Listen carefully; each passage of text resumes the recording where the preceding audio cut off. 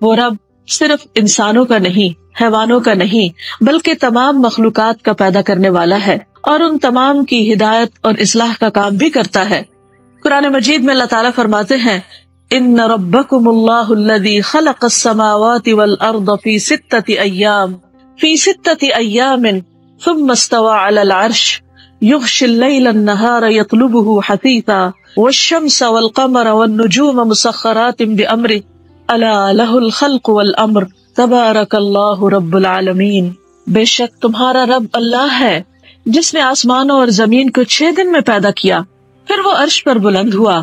رات کو دن پر اڑا دیتا ہے، یعنی رات دن پر چھا جاتی ہے تو ہر طرف اندھیرا ہو جاتا ہے، جو تیز چلتا ہوا اس کے پیچھے چلا آتا ہے، اور سورج اور چاند اور ستارے اسی نے پیدا کیے، اس حال میں کہ سب اسی کے حکم کے تابع ہیں، وہی ان سب کو کنٹرول کر رہا ہے۔ سن لو، پیدا کرنا اور حکم دینا اسی کا کام ہے، بہت برکت والا ہے اللہ جو سارے جہانوں کا رب ہے، جو ہر آن اپنی تخلیق کے اندر، اپنی مخلوقات کے اندر وسعت پیدا کر رہا ہے، وہی جو زندگی دیتا ہے، وہی جو موت دیتا ہے، وہی جو ان سب کو انسانوں کے فائدے کا بناتا ہے۔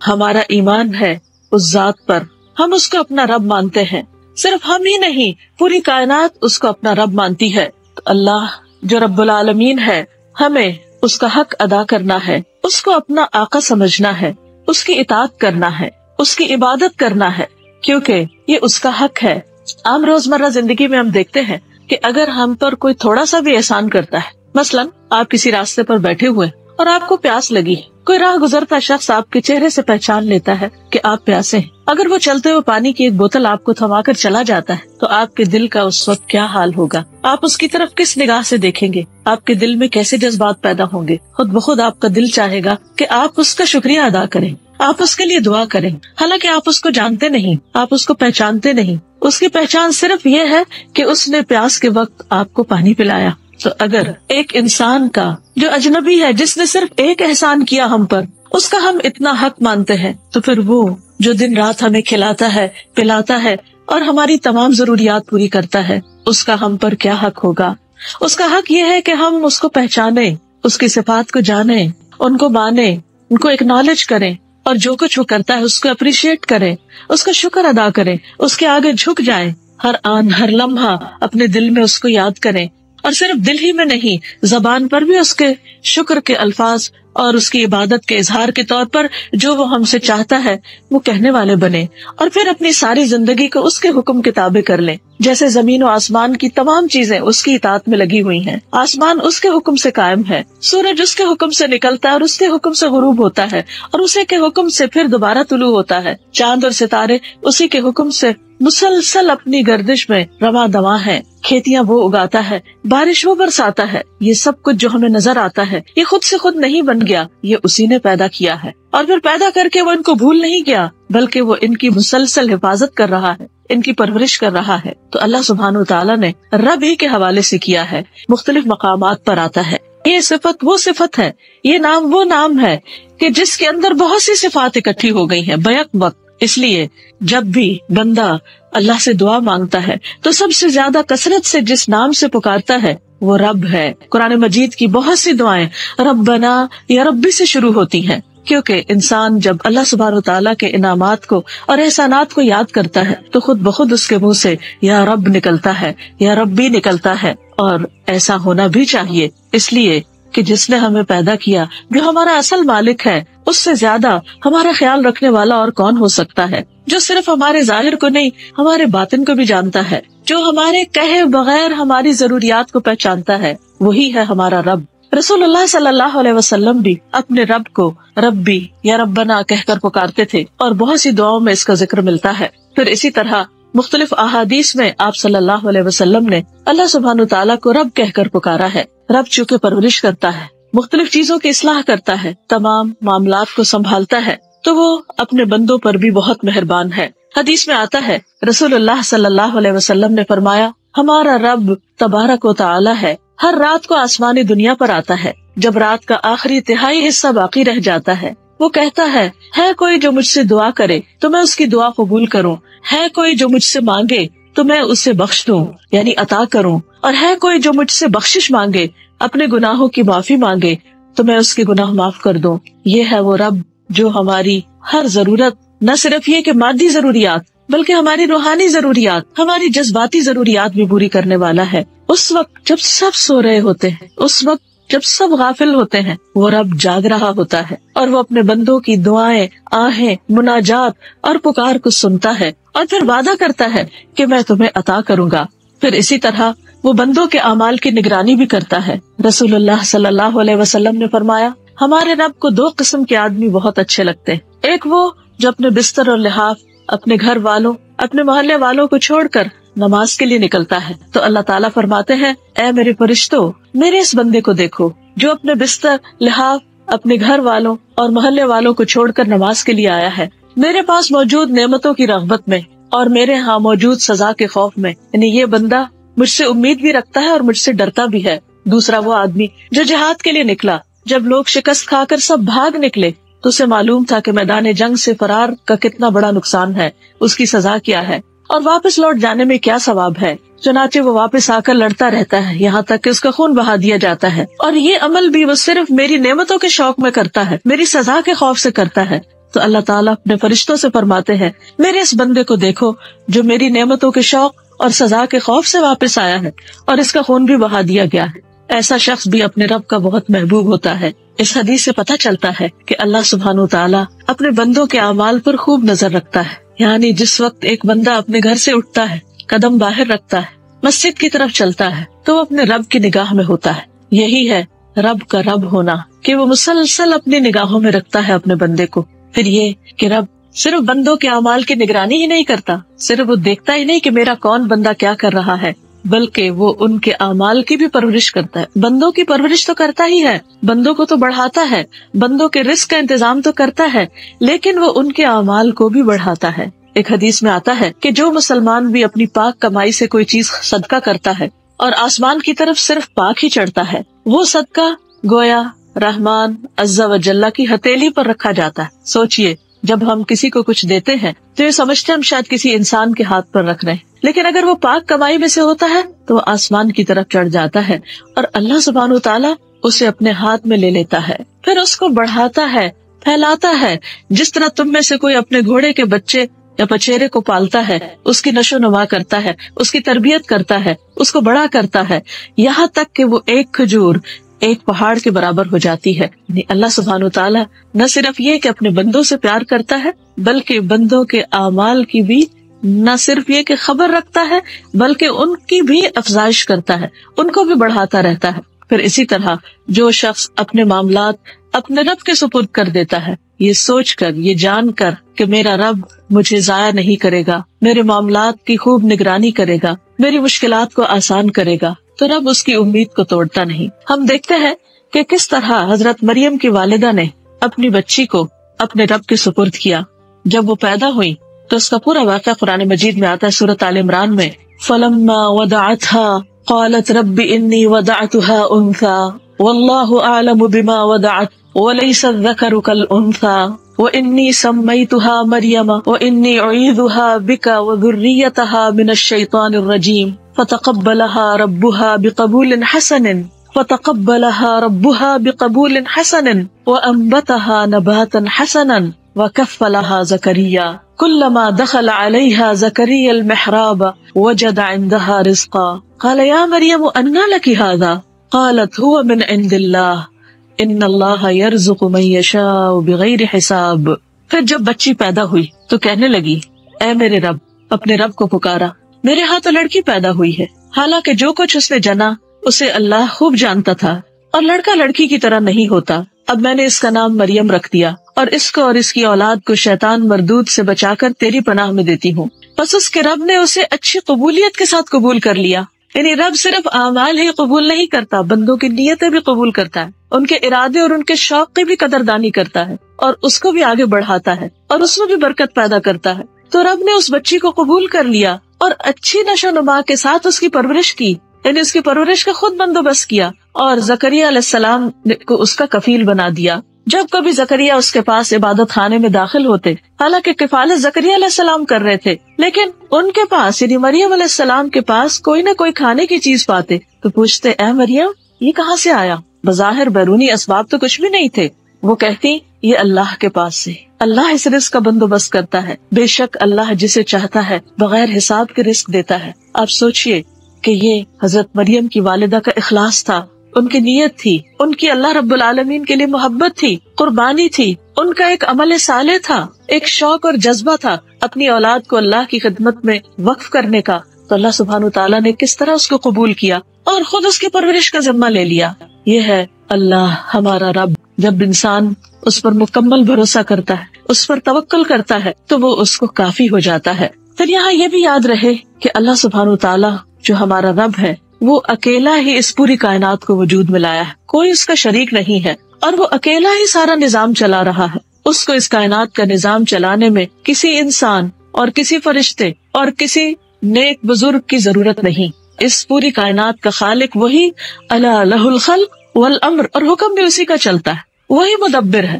تو اسی لیے رب کے تین معروف معنی، وہ جو خالق ہے، وہ جو مالک ہے، اور وہ جو مدبر ہے۔ یعنی نہ صرف یہ کہ اس نے پیدا کیا اور مالک ہے، بلکہ وہ ان کی تدبیر بھی کر رہا ہے، ان سب کا نظام بھی چلا رہا ہے۔ ہوائیں اس کے حکم سے چلتی ہیں، بادل اس کے حکم سے اٹھتے ہیں، بارش اس کے حکم سے برستی ہے، زمین اس کے حکم سے پیداوار اگاتی ہے، اور جب اس کا اذن نہیں ہوتا، پھل نہیں آتا یا اس طرح نہیں آتا جس طرح انسان چاہتا ہے، تو سب کچھ اسی کے اذن سے ہو رہا ہے۔ ایک ایک چیز، ایک ایک پھول، ایک ایک پتی، اور ایک ایک ٹہنی، اور ایک ایک شاخ، اور اس کے اندر جو رنگ اور شیڈز اور جو کچھ بھی ہے، ان سب کی تدبیر، پلاننگ خود اس نے فرمائی۔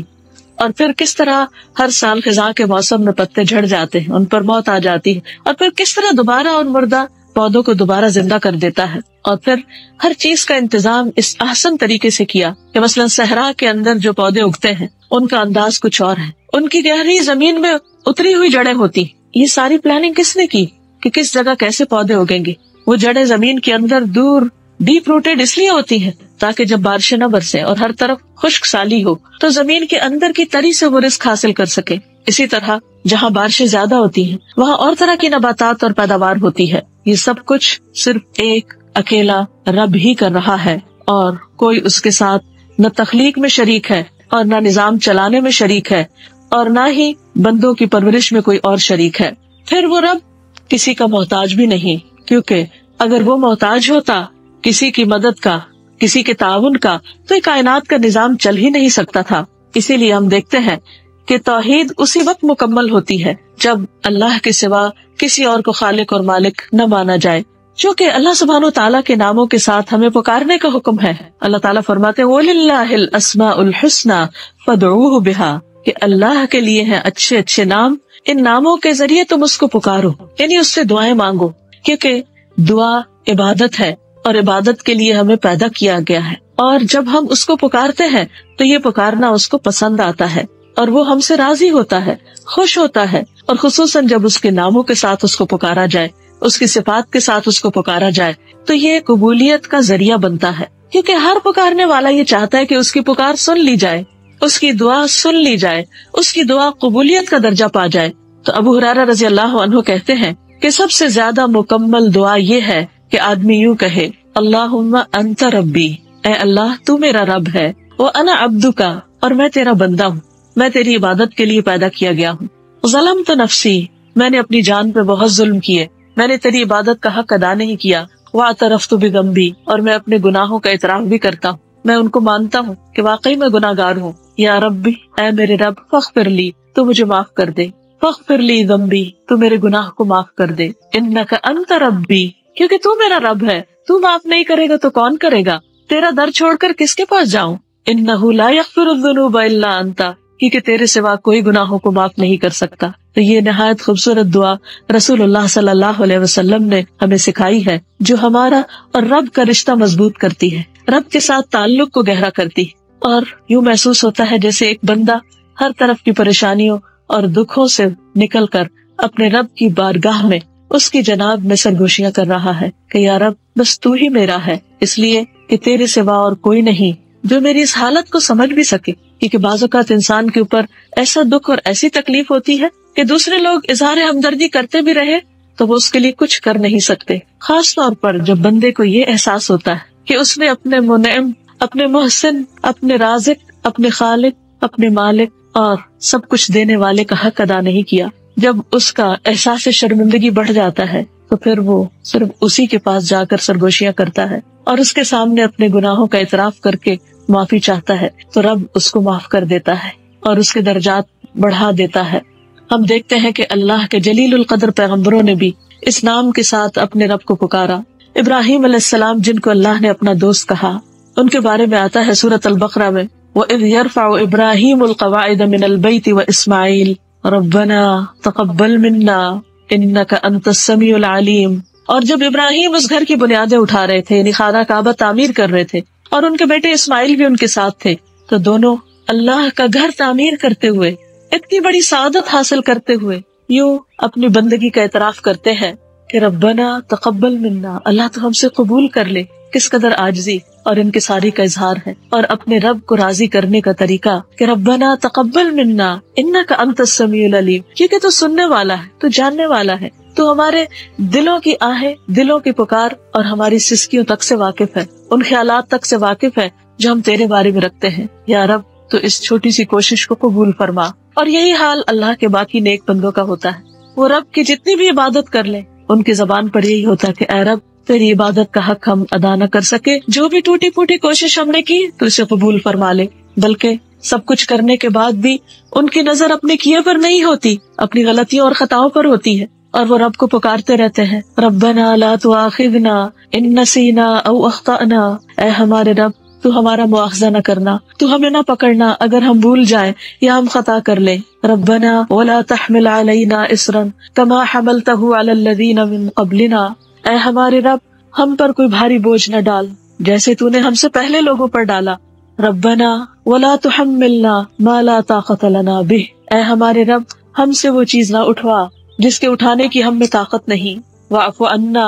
تو ہم کو معاف کر دے، ہمیں بخش دے. واغفر لنا، ہماری بخشش فرما دے. وارحمنا، ہم پہ رحم فرما. انت مولانا، تو ہی ہمارا مولا ہے. فانصرنا علی القوم الکافرین، سو کافر لوگوں کے مقابلے میں ہماری مدد فرما. پھر اسی طرح ہم دیکھتے ہیں کہ باقی پیغمبروں نے بھی مشکل حالات اور اوقات میں اپنے رب کو اسی طرح پکارا. مثلا نوح علیہ السلام نے جب کشتی پر سوار ہو گئے تو پکارا رب انزلنی منزلا مبارکا، اے میرے رب مجھے مبارک جگہ اتارنا. وانت خیر المنزلین، اور تو بہترین اتارنے والا ہے. موسیٰ علیہ السلام جب فرعون سے بھاگ کر مدین کی طرف گئے تو وہاں پہنچ کر اپنے رب کو پکارتے ہیں رب انی لما انزلت الی من خیر فقیر. اے میرے رب جو بھی خیر تو نازل کر دے میں اس کا محتاج ہوں. اتنے جلیل القدر پیغمبر اپنے دکھ اور تکلیف کے عالم میں جب اپنے خالق و مالک کو پکارتے ہیں تو انہی الفاظ میں اے میرے رب، اے جس نے مجھے پیدا کیا، جس نے مجھے رزق دیا، جس نے مجھے سکھایا، جس نے مجھے تعلیم دی، جس نے میری رہنمائی کی، مجھے ہدایت دی، مجھے اپنی پہچان کرائی، وہی اس مشکل کے وقت میں میری مدد فرمائے. نبی صلی اللہ علیہ وسلم نے جس استغفار کو سید الاستغفار کہا ہے اس میں بھی اللہ کے رب ہونے کا اقرار ہے. اللہم انت ربی، اے اللہ تو میرا رب ہے. لا الہ الا انت، تیرے سوا کوئی معبود نہیں. خلقتنی، تو نے ہی مجھے پیدا کیا ہے، یعنی تو میرا رب ہے، تو نے ہی مجھے پیدا کیا. وانا عبدک، اور میں تیرا بندہ ہوں، یعنی تو رب ہے، تو آقا ہے، تو مالک ہے، تو حاکم ہے، تو الہ ہے، اور میں عاجز بندہ. سوچئے یہ کون کہہ رہا ہے؟ اللہ کے رسول صلی اللہ علیہ وسلم تمام انسانیت کے سردار ہیں، جو تمام پیغمبروں کے سردار ہیں، جو انسانیت میں سب سے اعلیٰ و عرفہ مقام رکھتے ہیں. ان کی بندگی کے اظہار کو دیکھیے کہ کس طرح اپنے رب کو پکارتے ہیں وَأَنَا عَبْدُكَ، میں تیرا بندہ ہوں. وَأَنَا عَلَىٰ عَهْدِكَ وَوَعْدِكَ مَا اسْتَطَعْتُ، اور میں تیرے عہد اور وعدے پر جتنی مجھ میں استطاعت ہے قائم ہوں. اعوذ بک من شر ما صنعت، میں تیری پناہ چاہتا ہوں اس شر سے جو میں نے کیا. ابوء لک بنعمتک علی، تیری جو بھی نعمتیں مجھ پر ہیں میں ان کا اعتراف کرتا ہوں. یہ ہے ایک بندے اور رب کا تعلق. وابوء لک بذنبی، اور میں تیرے سامنے اپنے گناہوں کا اعتراف کرتا ہوں. فاغفر لی، تو مجھے معاف کر دے، تو مجھے بخش دے. فإنہ لا یغفر الذنوب الا انت، کیونکہ تیرے سوا گناہوں کو کوئی نہیں بخش سکتا. اسی طرح ایک بندہ مومن جب اپنے رب کو پہچان لیتا ہے تو اپنے سارے امور اسی کے حوالے کر دیتا ہے. سارے دن کے کام کاج میں تو اپنے رب کو یاد کرتا ہی ہے. جب سونے کے لیے جاتا ہے تو اپنے آپ کو اپنے رب کے حوالے کر دیتا ہے، کیونکہ اسے نہیں معلوم کہ سونے کے بعد دوبارہ اس کو جی اٹھنا نصیب ہو یا نہ ہو، کیونکہ دوبارہ اٹھنا بھی رب کے اذن ہی سے ہے۔ نبی صلی اللہ علیہ وسلم نے فرمایا، جب تم میں سے کوئی شخص اپنے بستر پر جائے تو اپنا بستر جھاڑے، اس لیے کہ وہ نہیں جانتا کہ اس کے پیچھے کیا چیز اس میں داخل ہو گئی، پھر کہے بسمک ربی وضعت جنبی وبک ارفعہ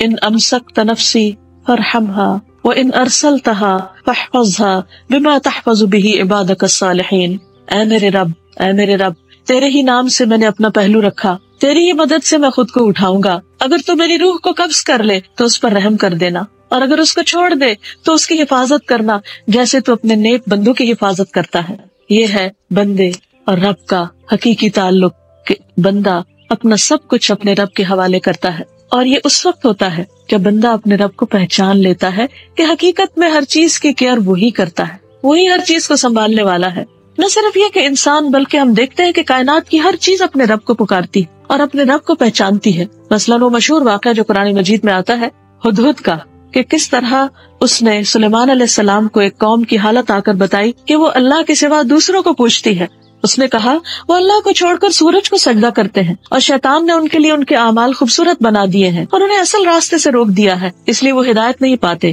تاکہ وہ اللہ کو سجدہ نہ کریں جو آسمانوں اور زمین میں چھپی چیزوں کو نکالتا ہے اور جانتا ہے جو تم چھپاتے اور ظاہر کرتے ہو۔ اللہ وہ ہے جس کے سوا کوئی معبود نہیں، اور جو رب ہے عرش عظیم کا۔ یہ ہدہد کہہ رہا ہے کہ اللہ کون ہے؟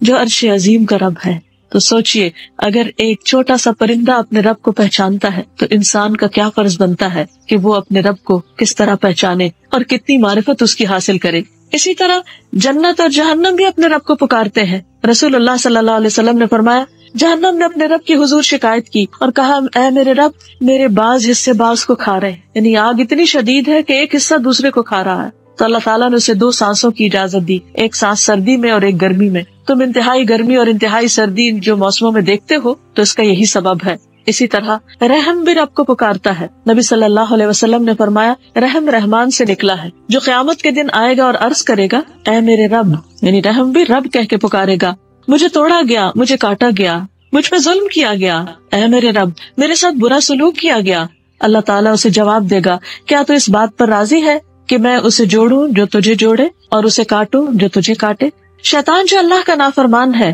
لیکن جب اللہ سبحانہ وتعالیٰ سے ہم کلام ہوتا ہے تو رب کہہ کے پکارتا ہے۔ ابو سعید خدری سے مروی ہے کہ میں نے نبی صلی اللہ علیہ وسلم کو یہ فرماتے ہوئے سنا کہ شیطان نے کہا تھا کہ اے میرے رب، مجھے تیری عزت کی قسم، میں تیرے بندوں کو اس وقت تک گمراہ کرتا رہوں گا جب تک ان کے جسم میں روح رہے گی، یعنی مرتے دم تک۔ اور رب نے فرمایا، مجھے اپنی عزت اور جلال کی قسم، جب تک وہ مجھ سے معافی مانگتے رہیں گے میں انہیں معاف کرتا رہوں گا۔ اسی طرح ہم دیکھتے ہیں کہ زمین بھی اپنے رب کو پہچانتی ہے اور وہ بھی اپنے رب ہی کو پکارے گی قیامت کے دن۔ نبی صلی اللہ علیہ وسلم نے فرمایا، جب تم میں سے کسی کی موت کسی زمین میں ہوتی ہے تو اسے وہاں جانے کی ضرورت پیش آ جاتی، اور جب وہ اپنے اس انتہائی مقام تک پہنچ جاتا ہے تو اللہ تعالیٰ اس بندے کی روح قبض کر لیتا ہے، اور قیامت کے دن وہاں کی زمین کہے گی، اے میرے رب، تیری یہ امانت حاضر ہے۔ اسی طرح سورج بھی اپنے رب کو پکارتا ہے۔ ہر روز جب سورج اپنے آخری مقام پر غروب ہوتا ہے تو دوبارہ نکلنے کے لیے رب سے اجازت چاہتا ہے، کہتا ہے، یا رب ان مسیری بعید، اے میرے رب، میرا سفر بہت لمبا ہے۔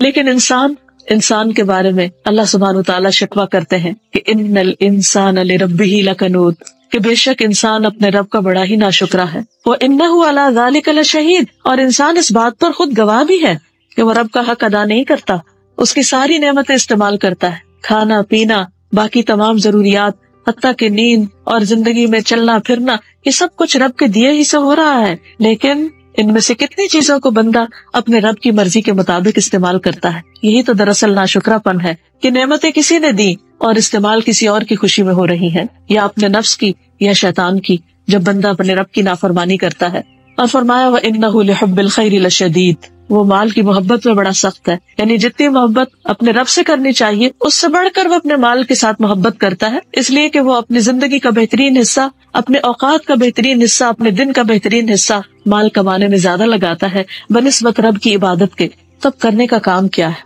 ہمیں کیا کرنا چاہیے؟ ہمیں سب سے پہلے رب کا تعارف حاصل کرنا چاہیے، رب کو پہچاننا چاہیے۔ کیسے؟ ایک تو کائنات کی نشانیوں سے، کہ کوئی بھی چیز جو دیکھیں اس کی ساخت پر غور کریں، اس کے فنکشنز پر غور کریں، اس کے فائدوں پر غور کریں، اور پھر سوچیں کہ یہ کس نے بنائے اور اس نے یہ سب کچھ کیوں بنایا، کس کے لیے بنایا؟ یقیناً ہم سب کے لیے۔ اور پھر اس کا شکر ادا کریں. دوسرا طریقہ یہ ہے کہ اس کی کتاب کو پڑھیں، قرآن مجید کا مطالعہ کریں اور اس میں رب کے جو جو کام بتائے گئے ہیں کہ رب کیا کچھ کرتا ہے اس کی معلومات حاصل کریں. پھر نبی صلی اللہ علیہ وسلم نے اپنے رب کے ساتھ کیسا تعلق قائم کیا اس کو جانیں اور پھر اپنی زندگی میں اٹھتے بیٹھتے اپنے رب کو یاد کریں. جیسے ابراہیم علیہ السلام نے کہا تھا کہ رب العالمین کون ہے، میرا رب کون ہے، الذی خلقنی فہو یہدینی، کہ جس نے مجھے پیدا کیا پھر اسی نے مجھے ہدایت دی، والذی هو یطعمنی ویسقینی، وہ جو مجھے کھلاتا ہے اور پلاتا ہے، وَإِذَا مَرِضْتُ فَهُوَ يَشْفِينِي، اور جب میں بیمار ہوتا ہوں تو وہی مجھے شفا دیتا ہے، وَالَّذِي يُمِيتُنِي ثُمَّ يُحْيِينِي، وہ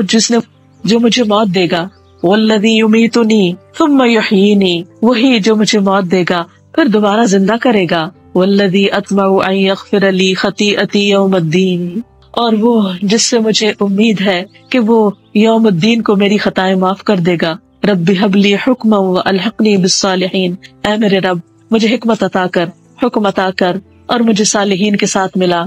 تو ابراہیم علیہ السلام کس طرح اپنے رب کے ساتھ تعلق رکھتے ہیں کہ اپنی تمام باتیں اپنے رب کے ساتھ شیئر کر رہے ہیں، اپنی امیدیں اور اپنے دل کے حالات اپنے رب کے سامنے رکھ رہے ہیں. تو ہمارے لیے بھی یہی ہے کہ ہم اپنی چھوٹی سے چھوٹی ضرورت اور بڑی سے بڑی ضرورت میں ہر حال میں اپنے رب کی طرف رجوع کرنے والے بنے، اور پھر جب قرآن مجید کا مطالعہ کریں تو ربانی بن جائیں، رب والے بن جائیں، کیونکہ کتاب کے پڑھنے اور پڑھانے کا یہی تقاضا ہے. اور پھر رب کی پہچان دراصل ایمان کی علامت ہے. جو شخص دنیا میں اپنے رب کو پہچانے گا قبر میں بھی جواب دینے کے قابل ہوگا، کیونکہ جب فرشتے آئیں گے قبر میں مردے کو دفنانے کے بعد اور اس کو اٹھا کر بٹھائیں گے تو اس سے جب پہلا سوال کریں گے وہ کیا ہوگا، من ربو کا، تیرا رب کون ہے. تو جس نے دنیا میں اپنی زندگی میں اپنے ہوش و حواس میں اپنے رب کے ساتھ تعلق قائم کیا وہ وہاں بھی جواب دے پائے گا کہ ربی اللہ، میرا رب اللہ ہے. اس لیے یہ کوئی معمولی چیز نہیں کہ ہم رب کے ساتھ تعلق قائم کریں، یہ ہماری ضرورت ہے،